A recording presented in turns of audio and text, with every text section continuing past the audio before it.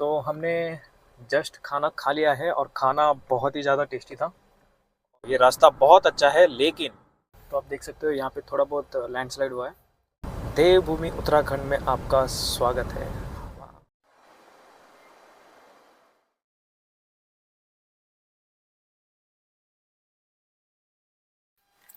Good morning दोस्तों, कैसे हो आप लोग? And welcome to a new video. तो कल रात को रूम टूर देना रह गया था, तो इसलिए मैं आपको रूम टूर इस वीडियो में दूंगा। और आज हम लोग निकलने वाले हैं दिल्ली, जो कुछ 600 किलोमीटर के आसपास पड़ेगा।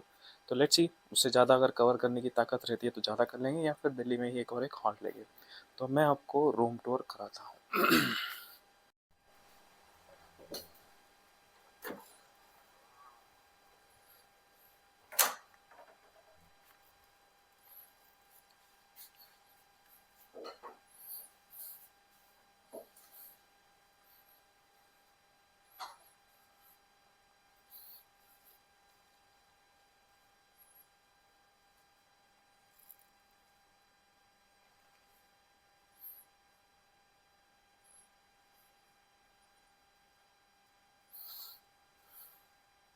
खिड़की से कैसा व्यू आता है मैं आपको दिखाता हूँ।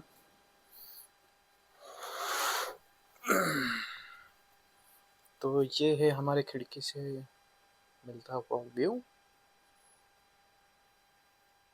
जो इतना खास नहीं है बट ठीक है।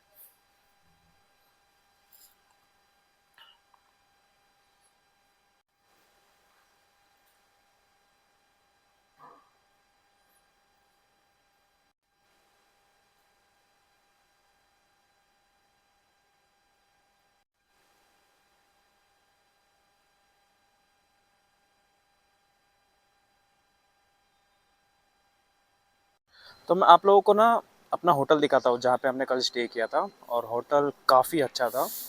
मैं आप लोगों को एक बार होटल का भी टूर दे देता हूँ।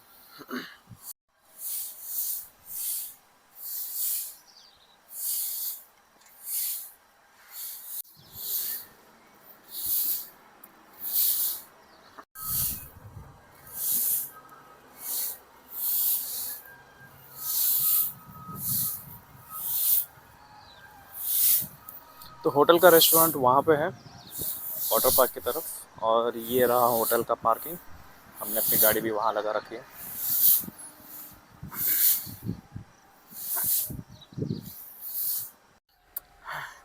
तो अभी हम निकलते हैं अपने होटल से। और वैसे तो मैंने लोकेशन मैप में डाला है हरिद्वार का, बट देखते हैं हम आज कहाँ तक जा पाते हैं। बट ओवरऑल देखा जाए तो होटल वॉज वेरी नाइस। यहाँ ज़्यादा देर रुक नहीं पाए थे, बट ठीक है।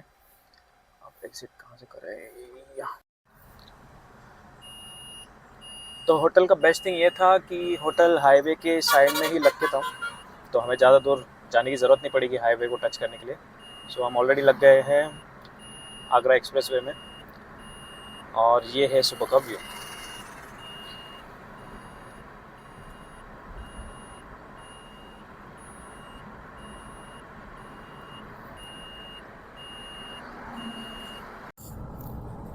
तो हम लोगों ने कल ही सोचा था कि दिल्ली तक मैक्स टू मैक्स निकल जाते हैं, बट आप लोगों को ये रास्ता दिखाता हूँ। ये रास्ता बहुत अच्छा है, लेकिन यहाँ पे स्ट्रीट लाइट्स बिल्कुल भी नहीं है, और रात को यहाँ पे इतना अंधेरा हो जाता है ना, और सारे लोग ऊपर से हाई बीम पे चलाते हैं, तो रास्ता देखने में और ज़्यादा परेशानी होती है। तो ये कल का एक टॉप मोस्ट रीज़न रह सकता है कि हम लोगों ने कल स्टे क्यों किया। वरना हमारा प्लान तो वही था कि दिल्ली तक कैसे भी करके निकल जाते हैं, बिकॉज हम लोगों ने कल हॉल्ट लिया कुछ 7 बजे के आसपास, और आइडिया ये था कि मैक्स टू मैक्स 10-11 बजे तक जितना हो सके उतना कवर कर लेंगे। बट जैसा कि आप देख सकते हो, यहाँ पे कोई भी स्ट्रीट लाइट नहीं है, तो रात को यहाँ पे बहुत ही ज़्यादा अंधेरा था, ऊपर से नो स्ट्रीट लाइट्स। तो यही बहुत बड़ी दिक्कत थी, इसलिए हम लोगों ने कल स्टे कर लिया। तो अभी हम लग गए हैं NH46 पे, और दिल्ली यहाँ से कुछ 450 किलोमीटर्स के आसपास है। और शायद हमको आगरा एक्सप्रेसवे लगेगा बहुत ही जल्दी। बट देन अगेन ये भी कुछ एक्सप्रेसवे से कम नहीं है, रास्ते बहुत अच्छे हैं। खड्डे तो बहुत ही कम, ना के बराबर ही मिले, बट यस, पूरा पैसा वसूल है। अभी ऐसे रास्ते हो गए तो फिर टोल के पैसे जाएंगे तो फिर इतना बुरा नहीं लगता। बट अगेन पुणे की जो सड़कें हैं वहाँ पे आप देखोगे टोल की तो प्राइसेस इतने ऊपर है और रास्ते इतने ख़राब। अगर ऐसे रास्ते हो तो फिर टोल से कोई परेशानी नहीं, जितना चाहे काट लो, रास्ते तो काफ़ी अच्छे हैं। रास्तों के साथ साथ यहाँ के नज़ारे कुछ इस तरह है।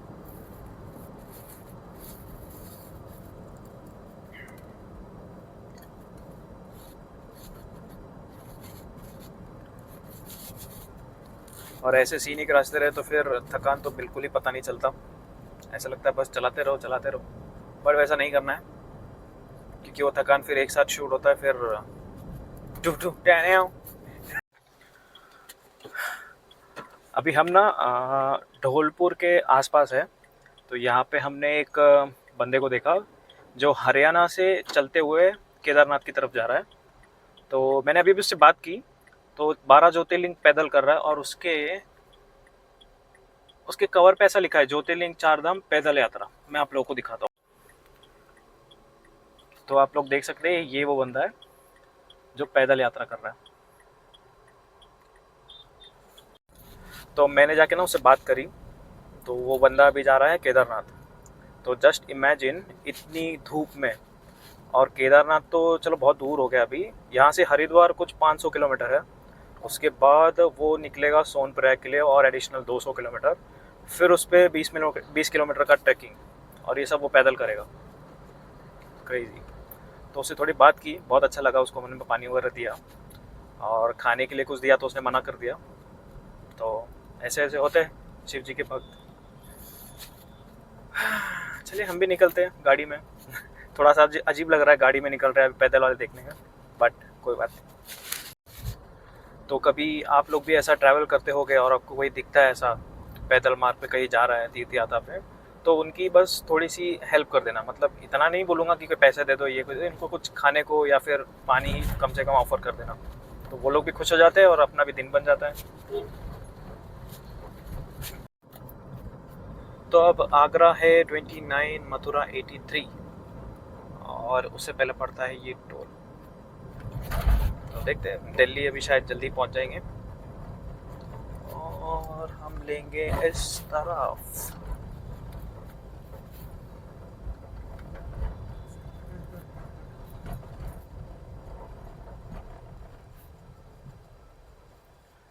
भाई खुल जा सिम सिम, वेरी गुड।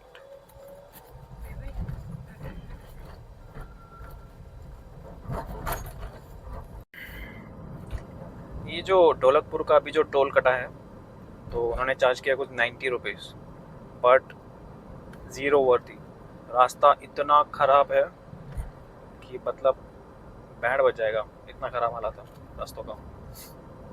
तो ये पूरी ट्रिप में सबसे ख़राब रास्ता मुझे अभी मिला, ये ढोलकपुर वाला। तो लेट्स सी आगे कैसा है। चलो भैया जाने दो।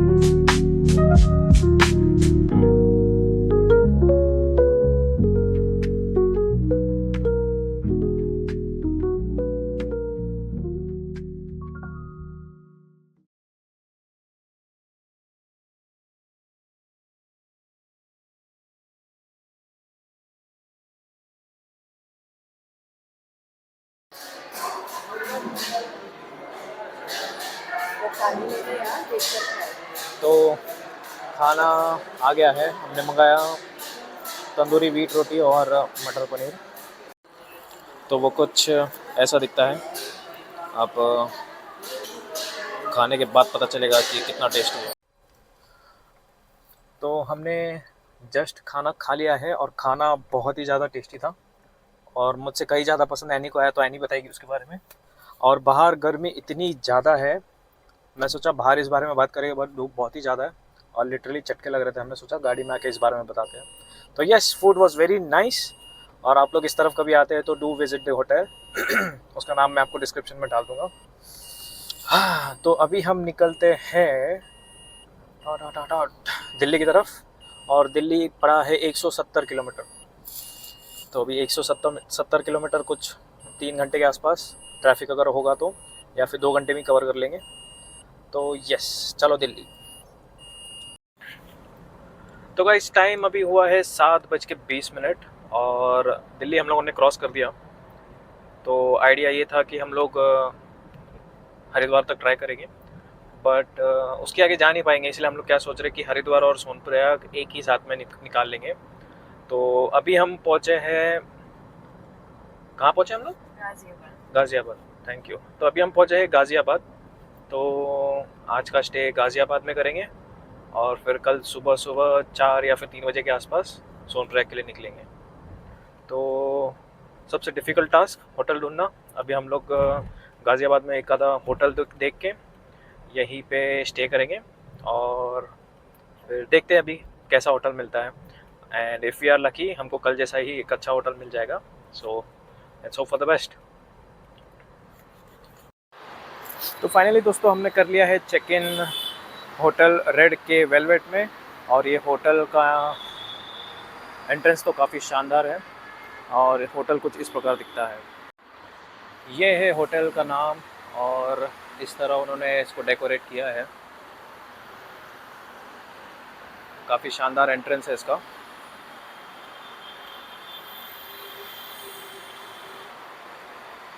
वो रही हमारी चीता।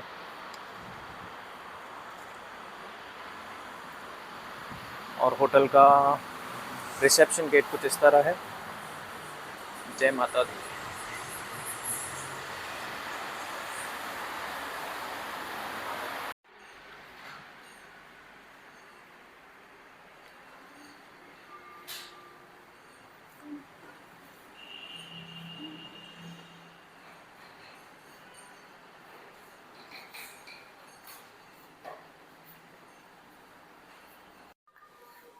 तो हमारा रूम नंबर है 310। चलो चलते हैं रूम की तरफ।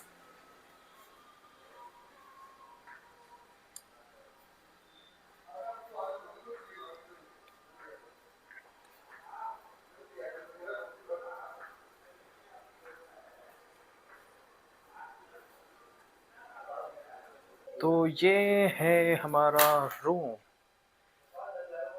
जो शुरू होते ही ख़त्म हो गया।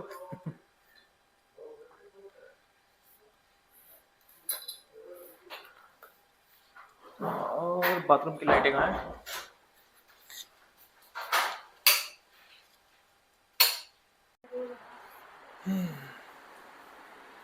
तो अगर ऑनेस्ट रिव्यू दिया जाए तो काफ़ी बकवास सा होटल है। इन्होंने बस एक्सटीरियर पे ही थोड़ा बहुत मेहनत किया है और इंटीरियर इतना कुछ खास नहीं है। तो नॉट रिकमेंडेड। कभी आप गलती से गाज़ियाबाद आते हो तो इस होटल में तो बिल्कुल मत रहना। तो चलिए आज का वीडियो करते हैं यहीं पे ख़त्म। एंड कल काफ़ी लंबा जर्नी होगा क्योंकि हम लोग गाज़ियाबाद से डायरेक्ट सोनप्रयाग तक का जर्नी करेंगे। कुछ 450 किलोमीटर्स के आसपास होगा। वीडियो अच्छा लगा रहेगा तो लाइक और सब्सक्राइब ज़रूर करिएगा और मिलते हैं कल की वीडियो में। जय श्री राम। गुड मॉर्निंग दोस्तों। तो सीन अभी ऐसा है, हम लोग जिस होटल में रुके थे वहाँ की व्यवस्था, I mean facilities were too bad. तो हम लोगों ने बस छोटा सा एक पावर नैप लिया और हम वहाँ से निकल गए। और अभी हम निकल गए हैं हरिद्वार के लिए। भाई को बड़ी भाई गई, कोई नहीं। हम लोग निकल रहे हैं अभी हरिद्वार के लिए। तो हरिद्वार कुछ दिखा रहा है 130 किलोमीटर और प्लस 200 किलोमीटर जो हमको लेके जाएगा सोनप्रयाग। तो चलिए फिर चलते हैं सोनप्रयाग के लिए। वैसे हम निकले तो सुबह के 4 बजे थे, बट कल जो रास्ता हमने छोड़ा था वो रास्ता हमको मिला नहीं, तो मैप ने कहीं और से लेके गया। तो यहाँ पे दिल्ली में ना, गाज़ियाबाद में एक झालाबाद करके एक रोड है जो काफ़ी सुनसान है और थोड़ा सा डरावना भी। तो हम वहीं पे से निकल रहे थे। वो पैच कुछ 10 किलोमीटर का पड़ता है और मैप वहाँ पे बहुत ज़्यादा घुमा देता है क्योंकि वहाँ पे नेटवर्क नहीं मिलता। ऊपर से रास्ते काफ़ी ज़्यादा डरावने, और वहाँ से एक लेफ़्ट साइड में आपको मिलेगा कैनाल और राइट साइड में पूरा जंगल साइड, और बीच में से एक रास्ता है, और वो भी इतना छोटा कि वहाँ पे एक टाइम पे बस एक ही गाड़ी बैठ सके। तो सुबह का एक्सपीरियंस कुछ ऐसा था, इसलिए हमने वहाँ पे वीडियो बनाने का मतलब सूझा ही नहीं, हालत ख़राब थी। बट यस, फाइनली 10-15 किलोमीटर के स्ट्रगल के बाद हमको हाईवे लगा और अभी हम हाईवे पे लग चुके हैं।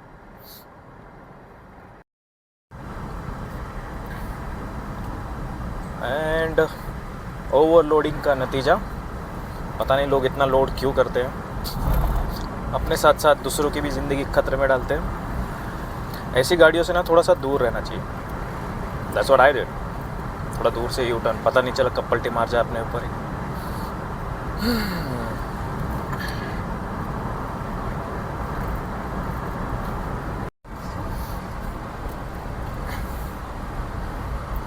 और पहली बार हमको दिख रहा है बोर्ड पे केदारनाथ, और ये देख के काफ़ी अच्छा लग रहा है। तो केदारनाथ बस अभी 300 किलोमीटर है। एक अलग सा सुकून मिला ये बोर्ड देख के।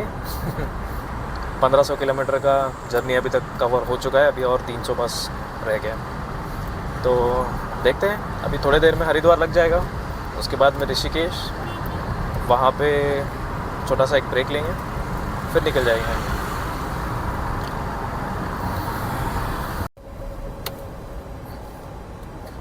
Welcome to Haridwar Kumbh city. और फाइनली हम लोग हरिद्वार के करीब पहुँचते हुए, और हरिद्वार यहाँ से बस 45 किलोमीटर्स रह गया है। तो चलते हैं। 45 किलोमीटर्स और 1 घंटे में कवर होने के चांसेस दिख रहे हैं, बिकॉज ट्रैफिक थोड़ा कम है। और सुबह के 7:15, लेकिन धूप बहुत ज़्यादा है।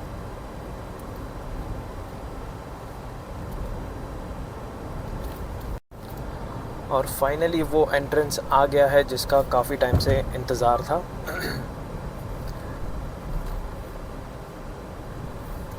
देवभूमि उत्तराखंड में आपका स्वागत है। वाह, this feel so nice. Finally हम लोग उत्तराखंड के करीब पहुंचते हुए, काफ़ी अच्छा लग रहा है ये सब देख के। मतलब वो थकान जो है ना आपकी, थोड़ी सी अचानक से दूर हो गई वो देख के।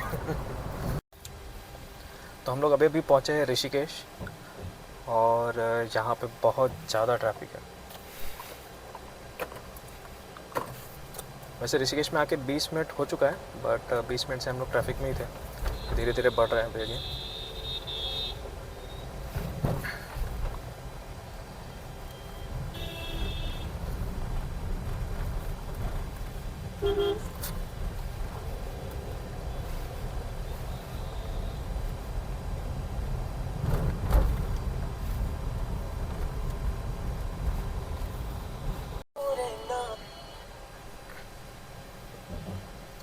ट्रैफिक।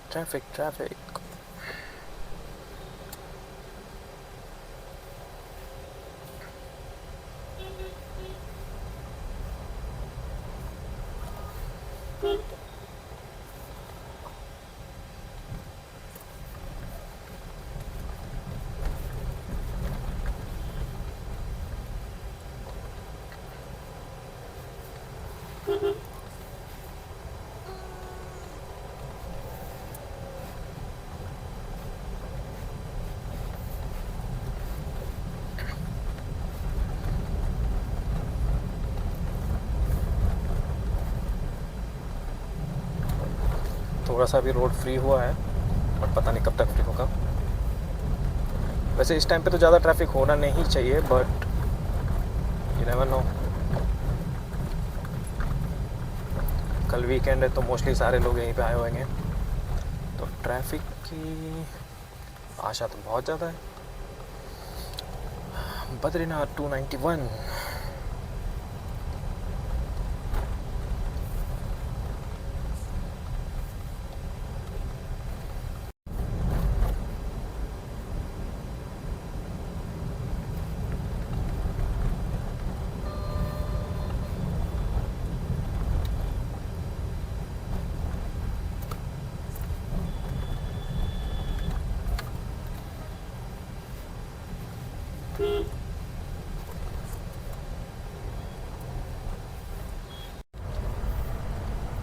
तो यहाँ पे आप देख रहे हैं राइट साइड में, इधर रिवर राफ्टिंग होता है।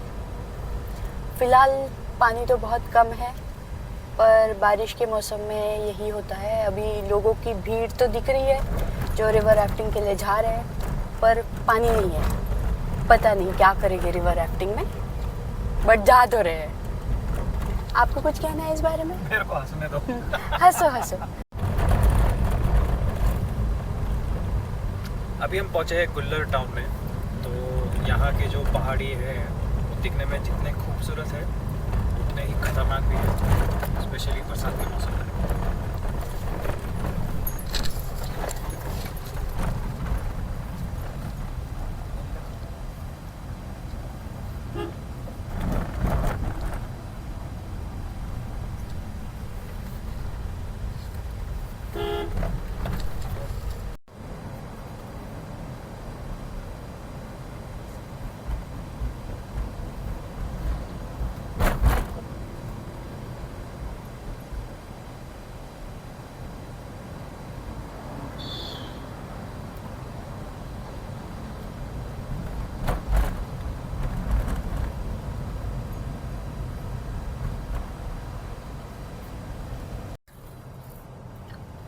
तो दिल्ली से केदारनाथ आने के कई तरीके होते हैं। तो पहले तो आप प्राइवेट बसेस करके आ सकते हैं, प्राइवेट टैक्सी करके आ सकते हैं। और दूसरी चीज़ है, गवर्नमेंट की भी बसेस अवेलेबल होती है। तो गवर्नमेंट के बसेस पहले तो आपको हरिद्वार छोड़ेगी, फिर हरिद्वार से आपको फिर से यहाँ पे बस करके आना होता है सोनप्रयाग तक। तो सोनप्रयाग तक तो बस जाती नहीं है, तो आपको सीतापुर तक ही बस छोड़ देती है, बिकॉज आगे बहुत ज़्यादा ट्रैफिक होता है, तो इसलिए वो बस वाले छोड़ते नहीं अंदर की तरफ। और टैक्सी वाले जो है वो भी वहीं तक आपको छोड़ेंगे, उसके आगे फिर आपको पैदल चालू करना पड़ता है। एंड बसेस की बात करें तो कुछ इस तरह से, पता नहीं आपकी वीडियो में कैप्चर हुआ कि नहीं, बट आगे दिखाएंगे कि बसेस किस तरह की होती है जो आपको गौरीकुंड तक छोड़ सकती है। और कुछ हमारे जैसे धुरंधर भी होते हैं जो दिल्ली तक ट्रेन में आते हैं और उसके बाद वहाँ से हरिद्वार आके वहाँ से बाइक रेंट करके यहाँ की पहाड़ियों का मज़ा लेते हैं।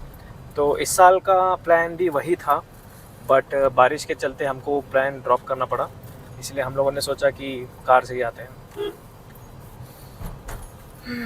तो जैसे कि मैं बस की बात कर रहा था, बस कुछ इस तरह की दिखती है और इतना कंफर्टेबल नहीं है, बट देन अगेन उसके प्राइसेस थोड़े से ठीक ठाक हैं। बट प्राइवेट बसेस की अगर बात करें तो उनका किराया कुछ 1200 1300 से चालू होता है, और अगर आप एसी बस करना चाहेंगे तो 2500 से 3000 तक उनका रेंट चला जाता है। और जो यहाँ पे आप पहाड़ों पे पैचेस दिख रहे हैं, ये लैंडस्लाइड वाले पैचेस हैं, और बारिश के टाइम पे यहाँ पे वाटरफॉल देखने को मिल जाता है। ना ही ज़्यादा डरावने भी है, तो यहाँ पे बहुत ज़्यादा संभल कर गाड़ी चलानी पड़ी।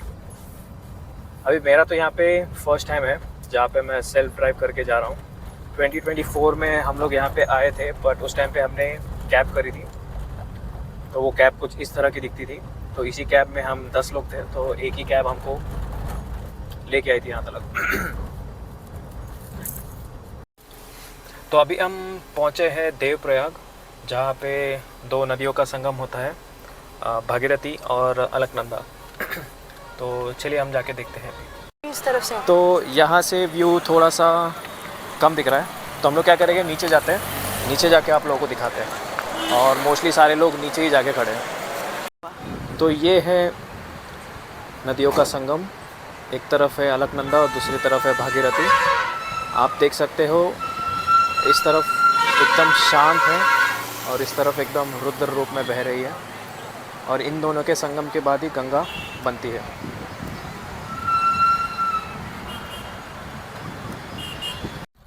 और बारिश का नज़ारा कुछ इस तरह।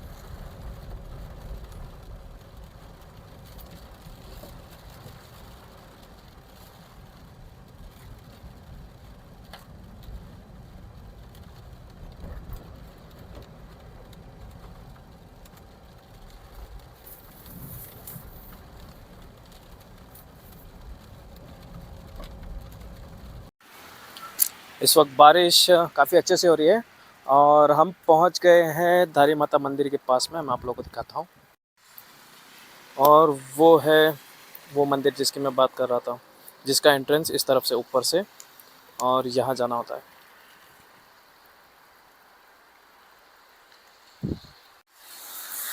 अभी तो पहले हम केदार बाबा का दर्शन करेंगे, उसके बाद में घर लौटते समय हम धारी माता मंदिर की तरफ जाएंगे। अभी आगे निकलते हैं, क्योंकि वहाँ पे एक बाईपास है जिसको हमें 9 बजे के पहले क्रॉस करना है, वरना वो बंद हो जाता है। तो इसके बाद डायरेक्ट कल एंट्री मिलेगी। तो इसीलिए कोशिश ये रहेगी कि हम उसको जल्दी से जल्दी पास कर दें और केदारनाथ की तरफ बढ़े। नहीं,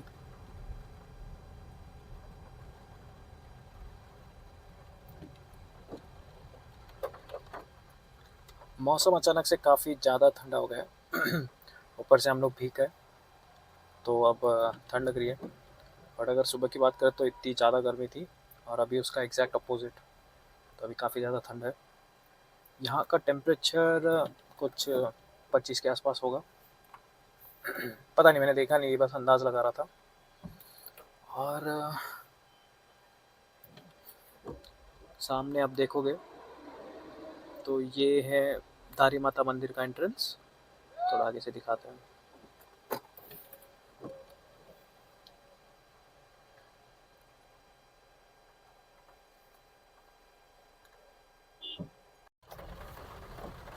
और मंदिर का एंट्रेंस कुछ इस तरह दिखता है।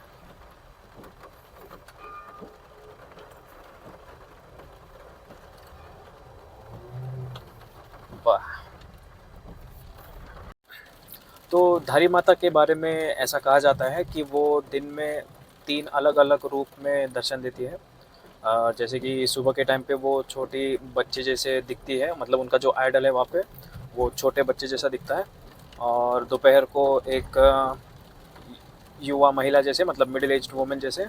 और जैसे जैसे शाम होता है तो वह एक ओल्ड वुमेन के जैसे, मतलब उनका लुक दिखता है, ऐसा कहा जाता है। तो अभी तक तो ऐसा मौका मिला नहीं ये सब देखने का, बट कोशिश करेंगे इस बार ये देखने की। और उसके लिए हमको पूरा दिन इस मंदिर में रुकना पड़ेगा जो पॉसिबल नहीं है, बट लेट्स सी, ट्राई करके देखते हैं। तो अभी टाइम हुआ है 3:40, और यहाँ पे हमें छोटा सा सरप्राइज़ मिला है ट्रैफिक के रूप में, जो कुछ बहुत ज़्यादा वहाँ तक, जहाँ तक नज़र जाएगी वहाँ तक ट्रैफिक है। आई थिंक ट्रैफिक का मेन रीज़न यही कहीं होगा, बिकॉज इस तरफ देखा जाए तो सब कुछ खाली है।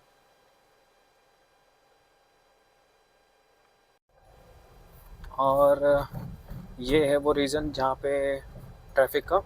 तो आप देख सकते हो यहाँ पे थोड़ा बहुत लैंडस्लाइड हुआ है, इसीलिए वन साइड ट्रैफिक चल रहा है। और यही मेन रीज़न है यहाँ पे ट्रैफिक का। काफ़ी बड़े बड़े पत्थर गिरा है ऊपर से। और जैसा कि आप वहाँ देख सकते हो, ट्रैफिक की लाइन काफ़ी ज़्यादा लंबी हो गई है।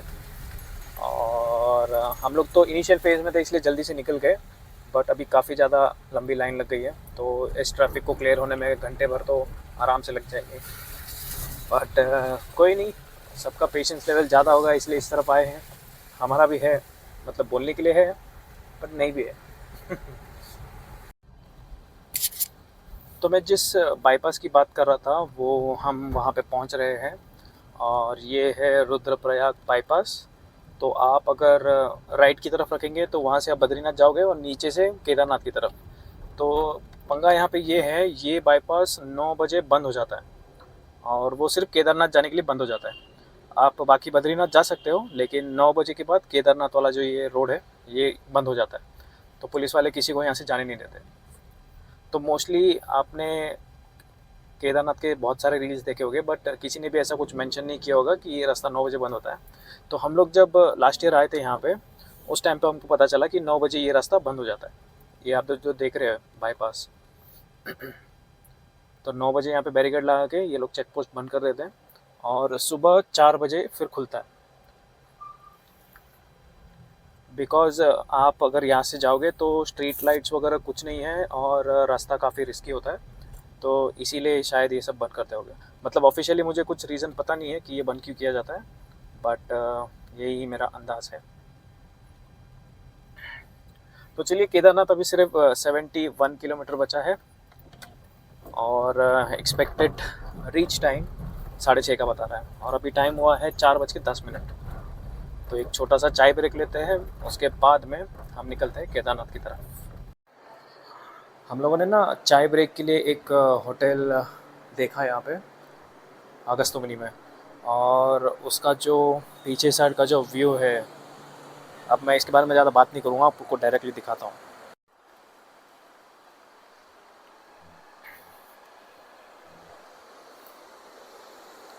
तो होटल के पीछे का व्यू कुछ ऐसा है।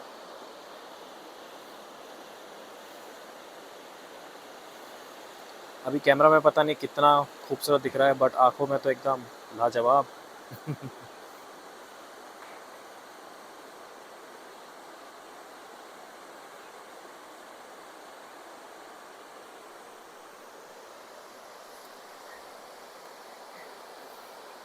ये कैफ़े ना काफ़ी शानदार जगह पे बना है, और ऐसा व्यू हो तो फिर किसी का यहाँ से जाने का कैसे ही मन करेगा।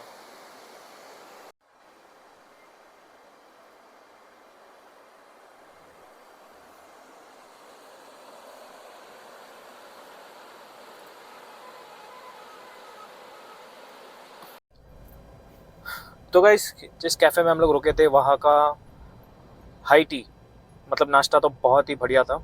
मैंने तो एक्चुअली में ब्लैक कॉफ़ी पिया, बट एनी ने चाय और बटर टोस्ट मंगवाया था। It was kind of nice, and वहाँ का व्यू तो एकदम नेक्स्ट लेवल। तो मन तो नहीं था वहाँ से निकलने का, बट हमको जल्दी केदारनाथ पहुँचना है, इसलिए हम लोग वहाँ से निकल गए। तो प्लान ऐसा बना है कि वापस लौटते टाइम हम लोग लंच यहाँ पे करेंगे और आराम से 2-3 घंटा एकदम फैल के बैठेंगे यहाँ पे। तो ये प्लान है, तो let's see how it goes. अभी हम लोग निकलते हैं केदारनाथ के लिए।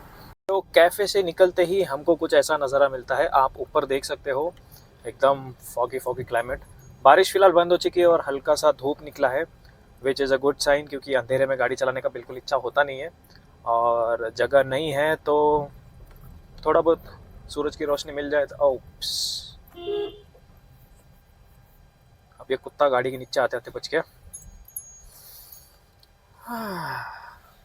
और यहाँ के कुत्तों की भी बात अलग है, इनमें इतने बाल होते हैं, मतलब थोड़ी सी जेलसी वाली फील होती है, बट कोई नहीं, फिलहाल हमारे पास भी बाल हैं कुछ दिनों के लिए, अगले महीने नहीं रहेंगे। उसके लिए भी एक अलग वीडियो बनेगा, तो स्टे ट्यून फॉर दैट। तो गाइस, अभी ये जो नज़ारा आने वाला है उसको आप लोग देखिएगा, और ये रहा ज़ूम।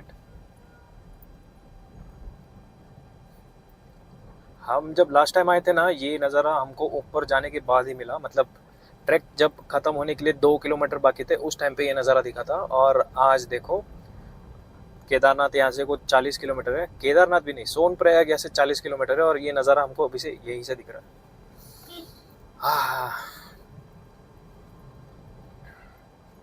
पता नहीं कैमरा में आपको कैसे दिख रहा है, but it is very beautiful. तो फाइनली हम पहुंच गए हैं सोनप्रयाग, और इस वक्त टाइम हुआ है 11:30 बजे रात के। तो हम लोग यहाँ पे पहुंच गए थे 8 बजे के आसपास, लेकिन पार्किंग ढूंढने में थोड़ी सी दिक्कत हो गई, और पार्किंग ढूंढने में ही कम से कम 4 घंटे चले गए।